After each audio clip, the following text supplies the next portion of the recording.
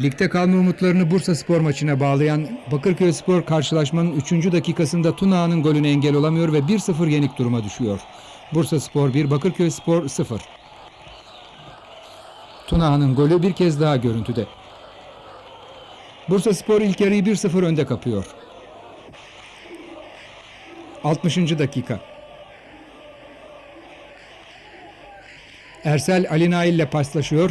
Daha sonra içeriye çevirdiği topu Vedat ikinci defa filelere gönderiyor ve 60. dakikada Bursaspor farkı 2'ye çıkarıyor.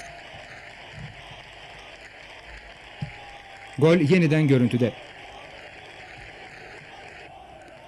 Volkan Ali Nail ile duvar pası yapıyor, topla buluşuyor ve 70. dakikada 3. defa topu Bakırköyspor filelerine gönderiyor ve Bakırköyspor 3-0 yenildiği Bursaspor maçından sonra 1. Lige veda ediyor. Gol yeniden görüntüde. Bursaspor 3, Bakırköyspor 0.